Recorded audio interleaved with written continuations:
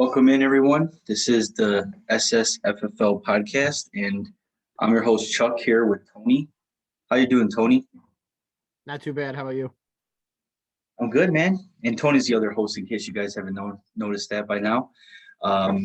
Eventually, I think if he feels comfortable, he can introduce himself, but I just took the liberty of doing that again, just like always, because, it's hard to change things sometimes. So people like to stay the same, kind of like the Chicago Bears. It's about consistency, Chuck. It's people need consistency. There's three things in life that are consistent: death, taxes, and the Chicago Bears being awful and stupid. So With their quarterback situation, yes, it's really sickening, but nevertheless, we're living through it. So I don't know. I like to say that there's better days ahead, but it's been the same for the last 30 years, so can't really say that. well, I don't know if you've heard the breaking news, but looks like everyone was like, oh, Chicago Bears, Seattle Seahawks, something's gonna happen. And I don't know if you just saw the big news, Chuck, but actually something did happen. With the Seattle Seahawks? Yes, that would be Seattle Seahawks offensive lineman Jermaine Ifedi is signing with the Bears for a 1-year, $5 million deal. It's go time for the Bears. Everything is falling into place. Everything. So it looks like they're trying to do that as a desperation to try as one more attempt to try to get Wilson over there. Yeah, though that was clearly it. That was the missing piece, and now Wilson is clearly going to force their hand, and he is now going to be a Chicago Bear because why not? Because Bears fans don't learn, right? They just don't learn. They're a little kid who keeps putting their hand over a candle, thinking this time it's not going to burn. That is Bears fans. Bears fans. I'm sorry. I tweeted about it today. Why are people surprised? Like, people actually looked at the news and were like, wow, I'm shocked. Like, I don't think it could not have been shocked. Like, it's just that you're like, I don't know. People's standards for the Bears should be so low that they just aren't disappointed. That's mine. That's every year. Don't just keep your standards as low as possible, and you'll never be disappointed as a Bears fan. Not yet. I mean, that's a good stance to have. I mean, you're not lying. Really, that's all you can do as a Bears fan at this point. Have really low standards and don't expect too much, and you won't be disappointed. I guess that works for pretty much every sports, though, if you think about it that way. But, it's just the same thing over and over again. But anyways, so we'll dive right into these free agent signings out there. So the Bears did end up signing the great quarterback of all time for the Bengals, Andy Dalton, to a 1-year, $10 million deal. They just like throwing all this random money at these quarterbacks that are pretty washed up nowadays, that have maybe done something in the past, but don't have anything left in the tank, is what I kind of said like a couple weeks ago in one of our podcasts. I really don't think Andy Dalton has much left in the tank. And if he didn't really do that good with the Cowboys, how does he expect to do anything with the Bears? The Cowboys had one of the best offensive lines in football. So it's going to be really bad this year, to say the least. But bad meaning what? What do you mean by bad? Well, okay. Bad as in they're going to be terrible, absolutely. But like bad as in it's not going to be just pure entertainment. Oh, it's going to be fantastic. Well, bad for the franchise, because obviously Bears fans are ticked enough as it is, and they're frustrated, and they don't want any part of the team anymore. But it could be a good thing too, because maybe Pace and Nagy finally get fired and they're gone. And maybe we draft a quarterback this year in an NFL draft, and the Joe's coming in hot right now. But maybe we draft a quarterback in the NFL draft this year, and he becomes our franchise guy. I just have a feeling, Tony, that as long as the Bears have the McCaskies, that nothing's going to change, though, even if we get rid of Nagy and Pace. Because they don't want to spend money.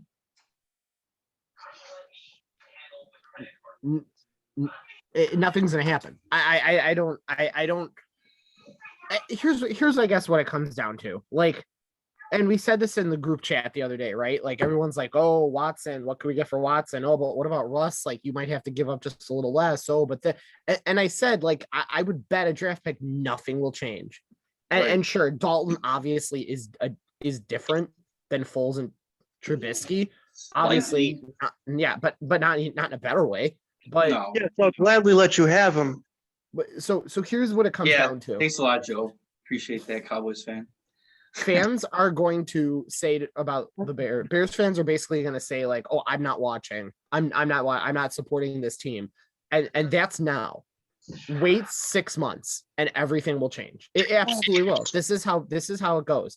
Everyone's going to complain. Everyone's going to say, this is it, I'm done. And then the season's going to start and they're saying, well, I only get 16 games worth of Bears football. So I'm going to watch it and then I'm going to be miserable about it. And then I'm going to complain about it some more.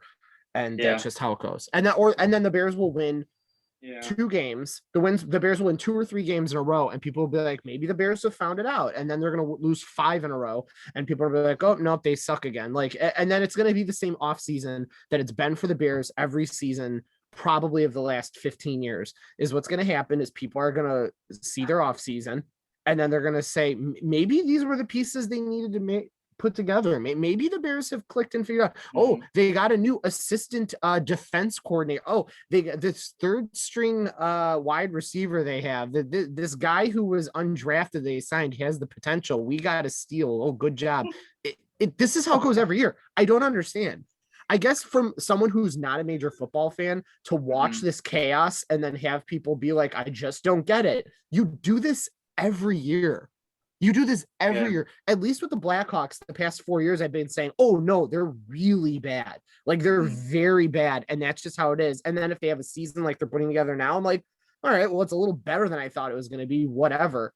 But, like, no, Bears fans go in with this optimism that, oh, the worst case scenario is they're a wild card team. And then they finish 7-9. And then they're like, oh, I just don't know what happened. It's that the team is bad. I don't know why this is rocket science.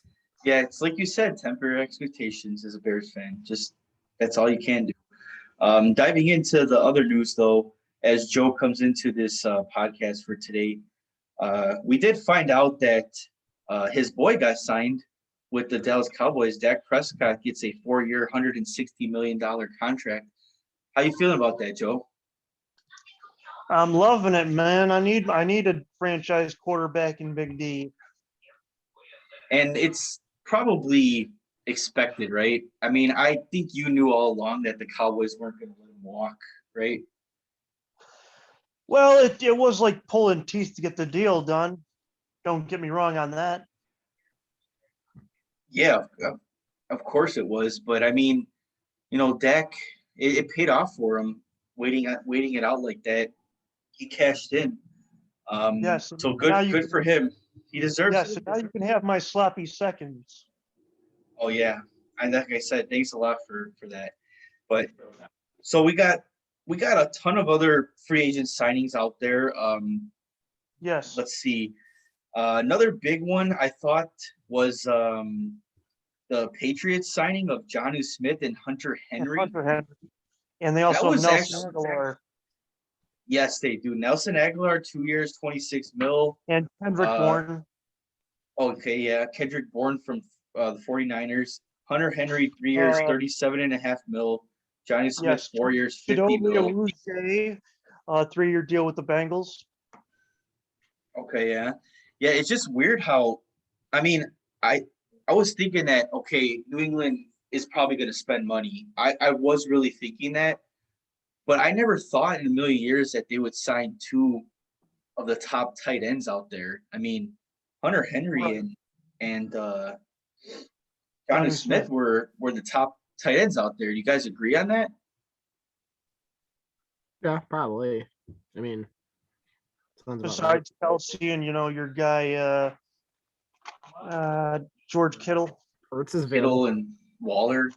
But I'm saying, like, well, from a fantasy perspective, those guys weren't really that great, Jonnu Smith and Henry, but from a football Absolutely. perspective, on a tight end position, they're building their athleticism. It does That they are.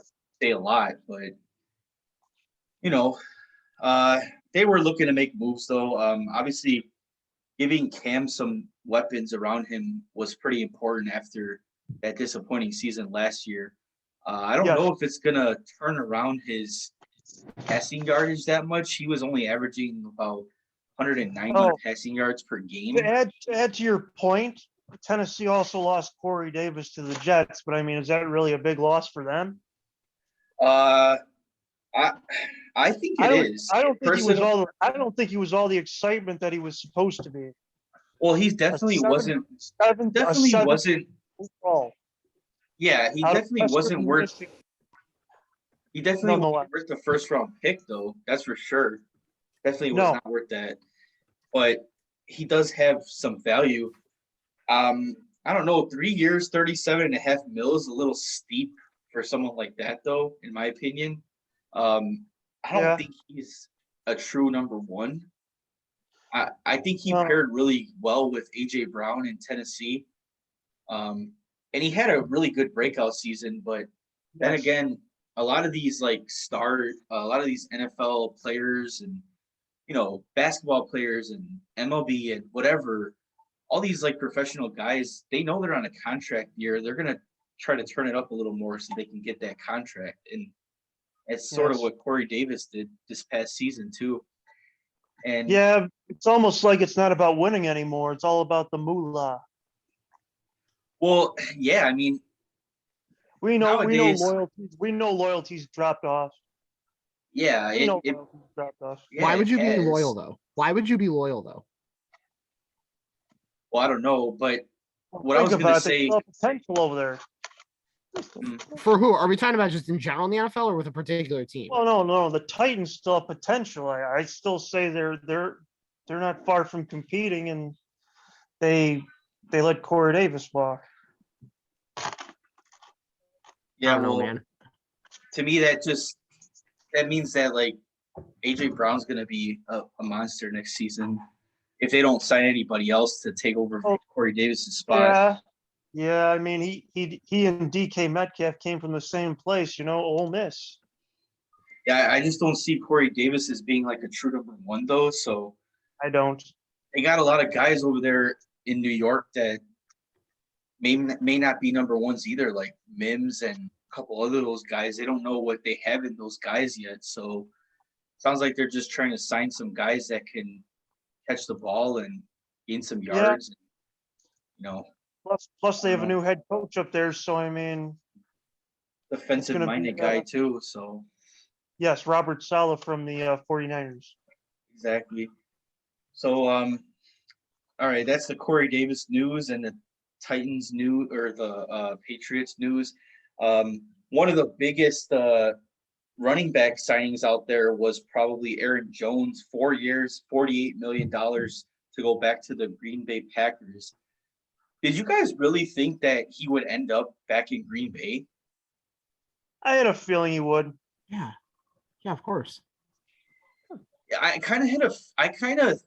It was in the back of my mind. I really truly believed that he was gonna go somewhere else. When they didn't franchise him, I thought that they were gonna just let him go, and I knew he was gonna get paid, so I thought he was gonna go sign somewhere else for a bigger contract. But it looks like he took a bit of a pay cut to sign there, and there was a report that came out shortly after Green Bay decided to not franchise him, saying that they plan on signing him still, even though they didn't franchise him, to give him like a That's pay part of cut where kinda. loyalty. See, like I just mentioned, that's part of where the loyalty comes from. Yeah, and I mean that's part of loyalty there. But is there any other loyalty outside of that we've seen? I mean, look at what like guys like Le'Veon Bell and stuff when he Right. came out of like Pittsburgh and he didn't want to get franchised there, so he just sat out a whole season and possibly even like in my opinion kind of ruined his career from that point on because he signs with the Jets. for all that money, doesn't like get to be I the mean, more featured of an act. example I would give you on this one is Robinson Cano. I know different sport, but he signed that big contract with the Mariners. And and what kind of support did he have around him? Not a lot know when what he signed. What? Not a lot around him when he signed, outside of maybe Right, exactly. I mean, their did he really pitcher. think he was gonna? Did he really think he was gonna win over there? I mean, that's kind of where I'm getting at. I doubt it. I mean, does Arenado think he's gonna win? He's got a chance. I mean, he's got a better chance than what Robinson Cano had in Seattle at the time. Oh yeah, I mean, I agree. As a Cubs fan, I cannot hate the Cardinals enough because they're always like competing and they always know how to build their farm system, and they do the right thing like every year, year in, year out. So They I have wish I smart was a general management. Smart general exactly management. exactly. They're the type of franchise that you want to, be. Um, Other news Yep. out there. Jameis Winston goes back to New Orleans for 1 year, $12 million. This is like similar to the amount that the Bears are paying Dalton, Tony. Right. This really like makes me throw up a little bit in my mouth when I heard that. They're literally only giving Winston $2 million more than Bears are giving Dalton to play. It's just that, what do the Bears really have to offer? Like, oh, Winston, come here. We have A-Rob on a franchise tag that he might not even want to play on. We got Darnell Right. Mooney and David Montgomery. Like, we got a Cole Kmet, second-year tight end that might be good. Like, they have nothing to offer anybody. So it's so freaking frustrating, man. Yeah, So frustrating. Yeah, the team stinks. Like the Bears are terrible. Like I don't like. That's exactly it though. Is like you have nothing appealing about your tire fire that would make someone go, yeah, no, I think Chicago's where I want to be because I hear they have really good pizza there. Like I just don't know why. Like Yeah, that's the thing is you have to build a team that makes people want to play there. And like there's a few guys on the Bears that I like, but I don't think there's anybody that you look there and go, oh, like besides Allen Robinson, who they've made so angry that I can see if he just agrees to never want to even wear a Bear uniform again, and I would get it. Like Then there was trade or Mac, whatever. the horrible trade they You said Max. the horrible trade for Mac. Yes. I mean, it worked out. It worked out the first couple years for them, but yeah, haunt them on the draft picks. Yeah, it worked out the first couple years. Obviously, they were in contention when they first got them, and their defense was like one. But as soon as they lost Vic Fangio, it's worn down. The Yes. Broncos, that was it. Wait, I'm sorry. Wait, they lost the Khalil Mack draft because why again? Well, the trade stipulations. Okay, so what the Raiders got out of it. Because we know how good the Bears are at drafting, correct? That's because Kyle Long and Shea McClellan and Gabe Carimi and Kevin White would like to have a word with you about that. To be fair, what have the Raiders really gotten with those draft picks though either? I mean, they drafted that wide receiver last year in the first round that did nothing for them. Like, they haven't really been drafting that great either. So, Josh Jacobs was probably one of the better draft picks, but to me, he still has a lot to prove too. Yes. But there, I do think that was one of the wins out of that trade stipulation. Yeah, getting a running back like that. Yes. To be fair, though, I would put David Montgomery over Josh Jacobs because I think that David Montgomery has the pass catching ability a lot better than Jacobs. And they're both great rushers, but overall, I think that Montgomery is a little better. So I'll take him over Jacobs any day. But I mean, fair enough. That's not what we're talking about with the Bears. We're talking about how bad they are at getting quarterbacks. But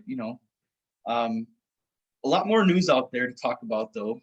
So we have a couple guys out there.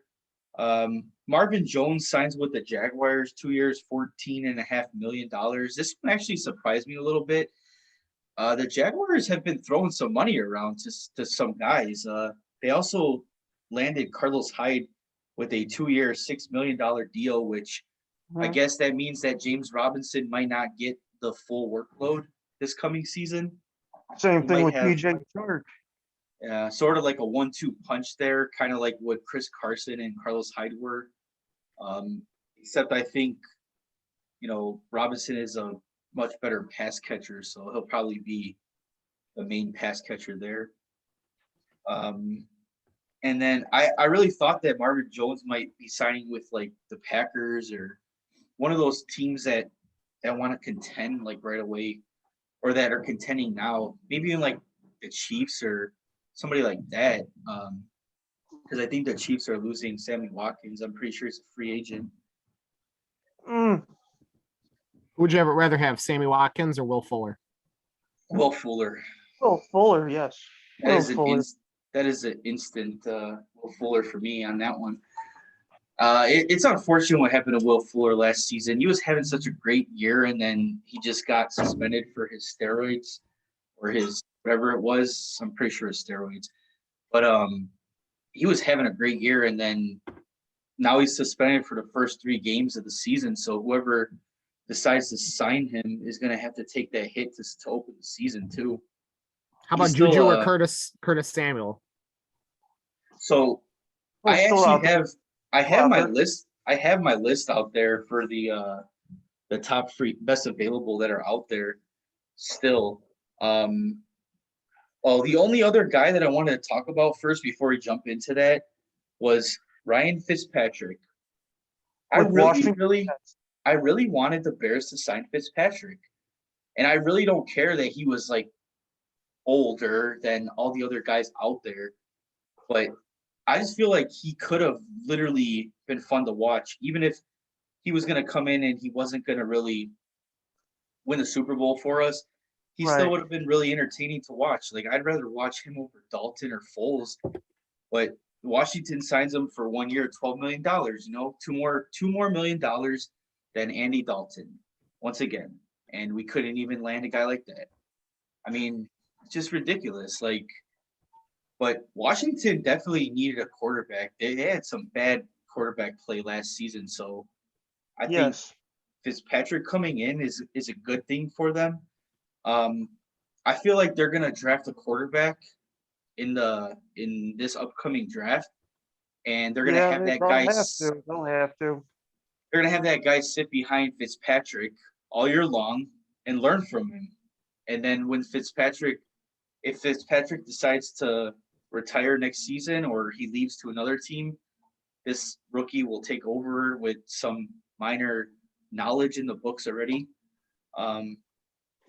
So that could be a good thing for Washington. I think that was a really good signing for them. Outside of that, there's really no other news that I've really wanted to talk about with free agent signings. Those are mainly the ones with all the fantasy football impacts, because we're not getting into like the defense or anything like that. But were there any other ones that you guys wanted to talk about, or do you want to move on to the next subject? Nothing more to talk about besides, like I said, we had the corner Cheeto Uche signs with Cincinnati for 3 years. I mean, big deal. That's about it. Yeah. I mean, what about you, Tony? He wasn't a big force. He wasn't a big force in the Dallas secondary. Yeah, like I said, we're not going to get into defense too much because it really doesn't mean nothing in really, fantasy football to us. But yes, correct. But yeah, Tony, did you have any other ones, or you want to jump into the next subject? I mean, I think the only one that I think has fantasy implications that I think would just be interesting too, and of course, naturally, the Patriots have had contact with him, is Chris Carson. I don't know.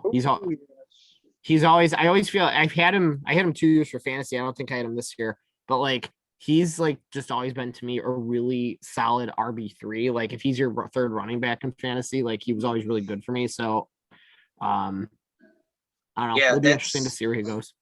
right. That's the next subject that we were going to jump into, talking Right. about like the best available out there. So we're done with the free agent signings. So yeah, Chris Carson is a pretty good available running back out there. He isn't my number one guy. My number one guy is actually Kenyon Drake. I do feel Kenyon. like There you go. I do feel like Kenyon Drake has some fantasy appeal, whether he stays in Arizona or he goes somewhere else. He does have the pass catching ability, so he's a little bit, I guess, better than Chris Carson.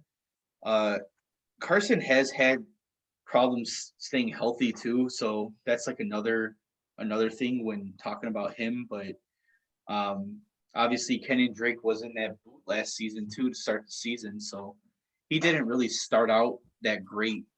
He ended up finishing the season all right, but I still have Drake as my number one running back out there. So is Chris Carson your number one free agent running back, Tony? Yeah, I mean, he's young. I think he's played well in Seattle. I mean, when I think, yeah, I mean, He's not James Conner, exactly he's not exactly young though. He's like 30, I think, isn't he? Or how Chris old is Carson? he? Yeah. Or is that's I don't Carlos know. Hyde I'm thinking of? He's Yeah, 26. Carson's 26. Yeah, so like, I Okay, mean, yeah.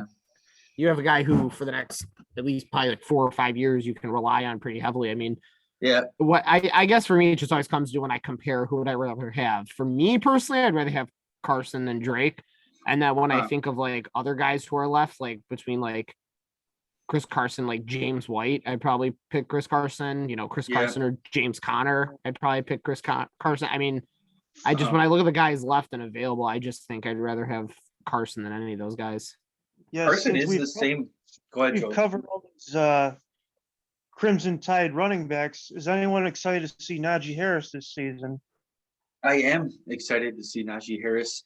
It's really gonna depend on where he lands though. So we'll see where he gets drafted, which team he goes to. I think the Steelers, but that's just me. Yeah, I can see the Steelers getting him like in the late first round. The run game just went to hell this year. Yeah, and they're definitely not signing Connor back there either, so they're gonna need a running back. Yes. Yeah, I could definitely see the Steelers as a landing spot for him. Yeah, but Aaron Jones is actually the same age as Chris Carson too, Tony. In case you didn't know that. So that's pretty interesting. I think the Bears should sign every single free agent left. That's what I think, and just trade everybody else. I really don't want to talk about the Bears anymore. Oh, I apologize. So it's so frustrating with them, man. Like seriously, it's the same thing, like you said, over and over again. Just you can't shake it. It's no change, man. It's like when you tell your kids to stop doing something, and they just continue to keep doing it over and over again. That's how it is with them. But the other guys that are out there, we talked a little bit about Will Fuller. You guys think that he's gonna get like big time money? Or I mean, a guy like Corey Davis got 3 years, 37.5 mil. Do you see Will Fuller getting somewhere around the same price as that, or maybe a little more? I think a little more because he's got more to offer. I agree. I personally think Will Fuller is actually like a true number one. I think that he really, to me, he kind of proved that last season. And obviously, he didn't have a full season with Houston last year, but he still, Houston, DeAndre Hopkins wasn't there anymore. Will Fuller was definitely the number one guy, and he definitely showed up. So I think he could be a number one. But if he goes to a team that already has a number one, and he slots in there as a number two guy, that could be pretty deadly. If the Packers are willing to spend money, which they probably won't, they could go after a guy like Will Fuller, maybe even a dude like Juju Smith-Schuster. That would help. That would They got be huh? that would be heavily threatening. Oh yeah, they got Juju A out combination there too. So with Adams, yes. right, That's hella trouble for anyone, for any defensive back. exactly. And I was saying like Juju's out there too. Maybe the Packers go after Juju, possibly. Yes, I don't know if they're gonna want to pay the money for any of those players though. But and then I'm also hearing that Juju might have ties to Miami too. So, he might be signing with Miami possibly. But and outside they've of gotten that, better. So, I mean, I can't fault them for that. right. They have, yeah. And I mean Juju's not a number one guy either. So they do have other guys over there that are not number ones too. So they could kind of fit into Devontae the offense Parker. pretty good. I really don't think the Dolphins have a slot guy yet, so I think Juju might slot in there pretty good. The big time, I guess for me, the big time wide receiver that's still available right now, that's a true number one, is probably Kenny Galladay. You guys, For real. Wow. you guys agree that he's like a number one, or? I don't think he is. I think he still shares the role if he had someone with him. I don't think he's number one outright. I think he would share the role with another wide receiver that's maybe a little more talented or less talented than him, give or take. He's So a are number you one on kinda- a bad team. He's a number one on a bad team. He's a number two on Yes. any other team. Exactly. That's what I'm trying to get at. Yes. Yeah. I guess it all really depends on where he lands then, but I think that he could be a number one. Only because of his touchdown ability and his athleticism. So I think that he could be a number one. But I mean, Cleveland. it's just weird because like guys with his ability, you have guys like Julio Jones who get all the yardage but no touchdowns. Then you got like guys like trying to get like a receiver that catches a lot of touchdowns. Well, besides Galladay, I guess Ridley actually caught like double-digit touchdowns a couple years in a row. So, I mean, how about Cooper if you want to go with touchdowns? Okay, then you got Cooper, but even Cooper gets yards sometimes. Just that Dallas is full of good wide receivers. Oh, they've had him, and I mean, Cooper can be clutch when he needs to be. I tell you, he can make some catches out there. So that's a great tandem to have. But still, the offensive line needs to be rebuilt over there. So we'll see what happens. right. So other guys that are out there still, these two guys that are still available, I personally think they might be done. And it's sad to say because I think they're both in their like 20s still, and especially like a dude like Todd Gurley, who's been so good for a couple years, only 26 years old. I really don't think he has anything left though. I mean, his legs are just worn out. I don't see how any team really is going to sign him unless they bring him in as a backup. I mean, I definitely don't think that he's a starting running back anymore in NFL. Yeah. Are you hinting at Kyle Rudolph too? What about Kyle Rudolph? Are you hinting at that one as like a guy that could be done? Possibly. I never really got in. I guess I never really got onto the Kyle Rudolph train. I mean, I think that he was like a good touchdown threat, but then again, that's what you want in a tight end, you know? So Right. to me, a great tight end is defined by the ability to like do the yards after the catch and the contact, and to get touchdowns as well as that too. It's not just the touchdowns. I mean, you got guys in NFL that are tight ends now that are getting close to double-digit touchdowns, but not even like 500 yards. So I've never seen Kyle Rudolph as really like a good tight end, but I mean, I don't. How old is he? Is he like in his 20s still? I would imagine, right? Somewhere along those lines, late 20s, early 30s, I'm thinking, give or take. I don't have an exact birth date He's for actually him. 31 years old. So yeah, Okay. he might be done. I mean, like I said, I think I said this in the last podcast that we had. It's Irv Smith time over there in Minnesota. They're firing Roll up Irv Tide, I Smith, guess, again, man. right? Roll Tide again. Go figure. What do you say? Roll Tide again, huh? Oh yeah, he's 22 years old though. So Yes, I know. I mean, Alabama just comes up with offensive weapons. Yeah, like we just mentioned, Julio Jones and Amari Cooper. God damn. and Do we Devontae just Smith coming out of there too now. Oh my goodness, I know. Najee It's Harris. just it's just a powerhouse out of there. Kenyon Yep. Drake, Josh Jacobs, we've been naming all of them down the line. Yep. You're talking about Alabama, right?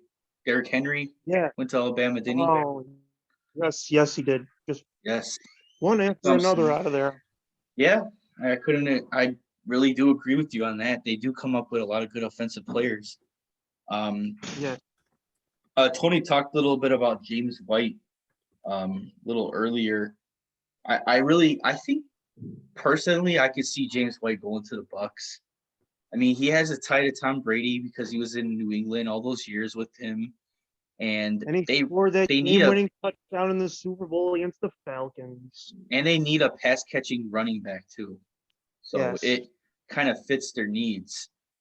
So another guy that I think might be done though is Le'Veon Bell. It's pretty sad to say, but I Yes. could only see him going back to the Chiefs or signing with another contender. No, I don't really see him. He's definitely not a starter anymore in the NFL. The one running back that's interesting out there, the free agent wise, is Leonard Fournette, because I feel like he almost sort of had a bounce back when he, considering what he did in the playoffs this last year for the Right. Bucks. So it's like maybe kind of open teams' eyes up, saying maybe this guy has something left in the tank. So maybe he could get a deal somewhere as a starter. Well, it would help resurrect his career. It definitely would.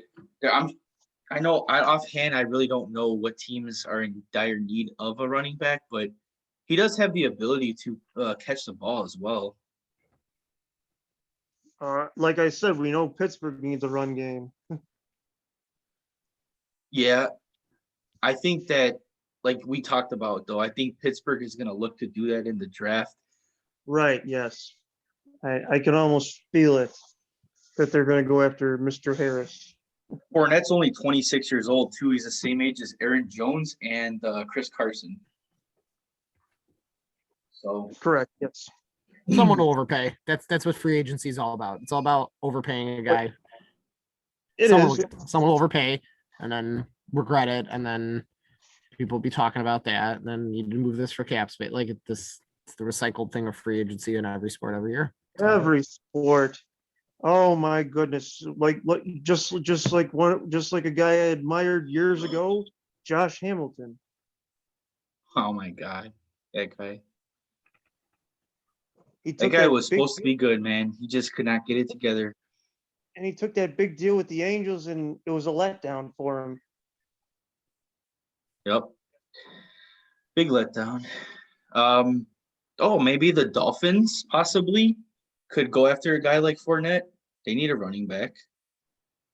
He'll be in the trio of Florida teams there, you know. I really thought that Aaron Jones might go to the Dolphins until he obviously signed back with the Packers, but that seemed like a pretty legitimate landing spot for him. I could also, if the Bucks don't get James White, I could also see Fournette going back to the Bucks because they do need a running back still too. But outside of that, there's not a whole lot of teams out there that really do need running backs. I guess the Falcons need one because I'm pretty sure, obviously, they're done with Gurley, and whatever they have there now is not the answer. So they might look to either draft somebody or acquire somebody in free agency. Mhm. Yep, that's for certain. I'm just looking over like a list of the needs for each team right here. They kind of list like by the position. So Ravens need a tight. Why would they need a tight end? They got Mark Andrews. Okay, maybe not. A wide receiver though, for sure. I think they do need a wide receiver. You think Baltimore needs a wide receiver? What about Kenny Galladay to Baltimore? Wouldn't that mix pretty good with Marquise Brown? Well, and Miles Boykin, sure, yes. Or even Juju to Baltimore? I like that better. Ooh, Juju playing in the division with the rival. Oh yeah, I didn't even think about that either, but that would be pretty cool to watch. I know the Lions need a wide receiver because they're obviously not going to sign Kenny Galladay. They're probably going to end up drafting a wide receiver though. Yeah, they'd have to. If they do that in like the first round, they'll either get Jamar Chase or your guy from Alabama, Devontae Smith. Mm-hmm. What I want to know is if it's the top of their priority list. Yeah, Which that's I'm what not I don't sure. know. That's what I don't know either because they got a lot of needs. But they did lose like all their wide receivers. So like Marvin Jones gone, Galladay's not coming back. So all they really have is Hawkinson right now as a pass catcher. And if you count DeAndre Swift. It's funny that they're listing the Eagles as that they need a wide receiver, as if they haven't drafted like freaking 3 wide receivers in the last 3 years. I know. Jalen Reagor didn't have much of a season for him. He was injured most of the time. And JJ Whiteside or whatever his name is, White something. JJ Arcega-Whiteside. Yeah. In which they had DK Metcalf again. And they could have had Justin Jefferson, but they chose Jalen Reagor. Like, they struck out twice on that. Yeah. We talked about that before, but it's just funny that they're saying that the Eagles need a receiver when they just drafted two years in a row. They drafted receivers early. Yes. So here's the thing. Maybe I'm an idiot, and I know I'm an idiot, but maybe you can just clarify for me. You are not an idiot, Tony. Okay. Thank you. I appreciate that. But if you're like Seattle or Houston, aren't you just trying to sign like as many weapons as you can just to convince Watson and Wilson not to leave? You would think so, but like for the most if part, that was yes, but there's a salary cap, yes. Yeah, exactly. That's one point. The other point is like you would think that they would, but if Houston's gonna let Will Fuller walk, then that's not obviously what their mindset is. But yeah, the salary cap is a big one this year. I mean, with the pandemic that hit, it's hard to find the money. So